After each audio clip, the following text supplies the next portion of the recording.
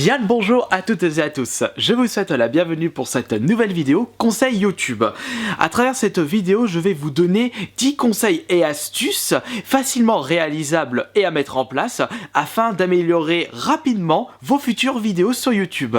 Je fais cette vidéo après avoir reçu 36 000 commentaires à travers mes vidéos me demandant des conseils, comment améliorer facilement les prochaines vidéos, Kirby, je suis débutant, je suis nouveau, je suis très jeune, comment je peux améliorer mes vidéos et tout le tralala qui va bien avec. Je vous propose également cette vidéo car j'ai tendance à me balader sur YouTube, regarder les nouvelles vidéos en rapport avec les jeux vidéo, mais je vois de ces erreurs qu'il est tellement facile de réparer tout ça que j'avais grand besoin de vous proposer cette vidéo conseil. Bien entendu, vous l'aurez compris, ce ne seront pas des conseils hyper techniques en rapport avec certains logiciels de montage, par exemple comment améliorer la luminosité sans passer par l'ajout de lumière supplémentaire, ou alors améliorer les couleurs, modifier le son, non, mettre des effets spéciaux, il n'y aura pas de tout ça dans cette vidéo. Ce sont vraiment des conseils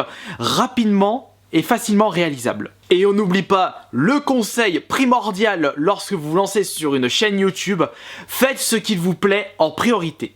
Astuce 1. Personnellement, je trouve cela déplorable de voir des fautes d'orthographe aussi grotesques que ça dans les titres de certaines vidéos. Je ne parle pas de la faute d'orthographe dans un pavé de 200 lignes dans la description parce que cette personne a mal orthographié le subjonctif de l'imparfait. Non, ça c'est pas grave, l'erreur est humaine. Mais je parle vraiment de fautes d'orthographe dans les titres qui peuvent être facilement réparables, comme mes jeux vidéo, mes MAI, jeux vidéo, vidéo avec un S. Vous avez juste quelques recherches à faire sur internet avant de poster votre vidéo, ou alors vous demandez des conseils à votre entourage. Ça ne mange pas de pain, c'est gratuit et autant en profiter. Lorsque je vois une grosse faute d'orthographe dans le titre d'une vidéo, bah ça donne pas du tout envie de regarder cette vidéo. Astuce 2. Je sais pertinemment que beaucoup de personnes n'ont pas le budget pour acheter du bon matos pour tourner des vidéos, comme par exemple grosse caméra à 1000 €, appareil photo réflexe. Vous n'avez pas besoin de ce genre de matos pour vous lancer sur YouTube. Le portable suffit amplement. Je filme mes vide-greniers live avec mon portable et pourtant la qualité elle est correcte pour une vidéo sur YouTube. Mais un conseil que je peux vous donner, et ça c'est facilement réalisable, mettez votre portable dans le bon sens, parce que quand vous le tenez comme ça, lorsque vous postez votre vidéo sur YouTube, vous avez deux écrans noirs bien dégueulasses sur le côté de votre vidéo et ça donne pas envie de regarder. Salut tout le monde, c'est Kevin Gamer 38360 pour une nouvelle vidéo et je vais vous présenter toute ma collection PS4. Ça c'est bien lorsque vous faites des lives Periscope par exemple, ou alors des lives YouTube et encore, mais vous avez juste un geste à faire, vous prenez votre portable, vous le tournez et c'est bon. Astuce 3. Alors ça c'est une chose qu'il faut proscrire d'entrée de jeu. Filmer son écran de jeu avec un téléphone ou avec une caméra, c'est à proscrire direct. C'est complètement révolu cette époque. Maintenant il existe tellement de logiciels ou de matos pour pouvoir capturer votre vidéo. Vous avez juste à aller sur internet ou alors dans les magasins spécialisés. Vous pouvez trouver d'occasion un HD PVR pour enregistrer vos parties de PS4 ou d'Xbox One. Vous en avez pour 60 €, ou si vous désirez passer directement à travers votre PC, vous avez des logiciels gratuits avec certes des pubs, mais ça au pire vous pouvez acheter des versions complètes pour moins de 20 €. Et autre chose également, ne filmez pas votre écran avec un portable et surtout dans le mauvais sens. Astuce 4. Il ne faut surtout pas avoir honte de montrer son visage à travers internet, puisque c'est vraiment ceci qui va vous permettre de vous démarquer des autres youtubeurs et donner une petite touche de personnalité à votre chaîne YouTube. Après, si vous ne pouvez pas montrer votre visage par souci technique, eh bien faites preuve d'imagination. Au début, je n'avais pas encore mon trépied, je n'avais pas encore la caméra que j'utilise actuellement, et donc du coup pour pouvoir mettre ma caméra à hauteur, pour pouvoir montrer mon visage avec quelques objets de ma collection, et bien je faisais une pile de jeux et je posais la caméra dessus. Ça a marché comme sur des roulettes.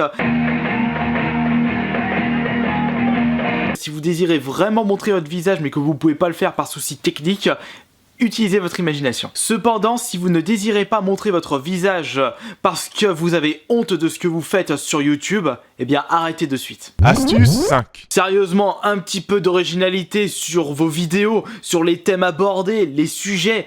Je vois tout le temps des podcasts sur les jeux vidéo qu'on a vu maintes et maintes fois, des pâles copies des podcasts de Cyprien. Cher public, il y a quelque chose que je n'aime pas. Pourquoi les jeux vidéo ? Je sais très bien que vous pouvez être fan de ces youtubeurs là, mais ne copiez pas mot par mot ce qu'ils disent dans leurs vidéos. Essayez d'apporter votre petite touche personnelle à travers votre chaîne YouTube. Même, vous pouvez très bien reprendre une actualité jeu vidéo qu'un youtubeur a utilisé, mais vous pouvez très bien réutiliser le sujet d'actualité, mais en donnant votre propre avis personnel. Rien que ça fera une vidéo différente. Astuce 6. Voilà un problème qui revient souvent sur YouTube. Je remarque que certaines vidéos sont buggées au niveau du son et au niveau de la luminosité. Enfin, buggé est un grand mot. En réalité, je remarque que le son de la musique intégrée dans la vidéo du youtubeur est beaucoup trop forte par rapport à sa voix. Et à des moments, je vois des personnes qui utilisent mal la gestion de la lumière. Il faut que la lumière provienne de derrière votre caméra. Je sais pas si c'est un peu compréhensible ce que je viens de dire, mais il ne faut pas que la lumière provienne de derrière vous, parce que là ça fait une qualité immonde sur le rendu de votre vidéo, et juste ce détail là, eh bien ça fera toute la différence. Bah tenez, je vais vous montrer tout de suite. Salut tout le monde et bienvenue pour cette nouvelle vidéo. Astuce 7. Ça paraît tellement logique, mais ça fera une grande différence de qualité lorsque vous présentez vos jeux lors de vidéos de collection ou autres. Eh bien, ne dites pas bêtement le titre du jeu. Les gens savent lire la jaquette, surtout si vous le filmez bien en gros plan. Et surtout, non, ça c'est un mauvais exemple. Je vais plutôt prendre celui-ci. Et surtout, lorsque vous présentez votre jeu, ne dites pas bêtement ce jeu Sherlock Holmes The David Daughter, 16 ans plus, là c'est Call of Duty 18 ans plus, ça et patati et patata, enfin vous avez compris mon raisonnement, surtout quand la personne n'a même pas 10 ans, ça ne fait pas trop. Mais lorsque vous présentez des jeux à travers vos vidéos, je sais pas, dites simplement pourquoi vous avez acheté ce jeu, qu'est-ce qui vous a tenté, est-ce que vous avez déjà découvert cette série auparavant, toutes ces petites questions qui paraissent tellement simples. Et bien si vous répondez à ces questions simples à travers vos vidéos de présentation de jeu, eh bien ça fera toute la différence. Astuce 8. Lorsque des personnes me demandent d'aller regarder leur chaîne YouTube et donner un avis, eh bien le plus souvent je tombe sur des vidéos complètement inutiles. Je vais vous donner juste deux exemples. Par exemple, c'est complètement inutile de faire une vidéo ma nouvelle introduction. On sait très bien que vous avez présenté votre nouvelle introduction à travers vos futures vidéos, mais faire une vidéo juste pour votre introduction que vous allez réutiliser pour les prochaines vidéos, je trouve que c'est complètement inutile. Ajoutez à cela un autre exemple, lorsque vous faites une vidéo où c'est juste marqué abonnez-vous et la vidéo dure 15 secondes. Ce genre de message, vous pouvez très bien le dire en début ou en fin de vidéo, après ça ne regarde que vous. En même temps de dire mettez un pouce, n'hésite pas à partager la vidéo, mais juste faire une vidéo abonnez-vous et en plus c'est marqué partagez, likez cette vidéo en vous abonnant, je trouve que ça fait beaucoup trop maigre. Astuce 9. Voici quelque chose que je suis en train de faire de plus en plus souvent. Je réponds à vos commentaires, ça peut être un bon conseil, mais bon, lorsque vous recevez que 2-3 commentaires par vidéo, c'est plus facile pour vous de répondre à ces commentaires. Mais ce que vous pouvez faire, eh bien vous pouvez soutenir des petits youtubeurs qui sont à votre échelle. Par exemple, vous avez 200-300 abonnés, eh bien vous pouvez très bien aller commenter des youtubeurs qui ont 500, 1000 abonnés, 300 abonnés. Et comme ces youtubeurs qui ont que très peu d'abonnés, eh bien ils enregistreront mieux les personnes qui commentent et qui suivent leur chaîne YouTube, eh bien vous aurez plus de chance pour vous d'avoir plus de visibilité, avoir plus de vues, de commentaires, et puis ces petits youtubeurs pourront faire de la pub sur votre chaîne YouTube et vous pourrez monter votre chaîne petit à petit. Astuce 10. Et mon dernier conseil concerne les lives YouTube. Ce n'est pas la qualité qui me dérange, parce qu'on n'a pas tous une superbe connexion, moi le premier, donc je n'ai rien à dire là-dessus. C'est plus par rapport à la voix off du youtubeur, c'est-à-dire que lorsque vous voyez une personne arriver sur votre live, évitez de vous comporter comme un robot. Parce qu'à chaque fois que je débarquais dans des petits lives de youtubeurs pour commenter, pour soutenir, pour encourager, eh bien je remarque que ces youtubeurs disent exactement la même chose et de la même façon. Et ça, pour toutes les personnes qui débarquent sur leur live. J'ai une personne, un exemple très récent, j'arrive sur le live d'une personne, il faisait du GTA, et il me dit ah salut Kirby54, abonne-toi à ma chaîne, like, partage ce live, ça me ferait super plaisir.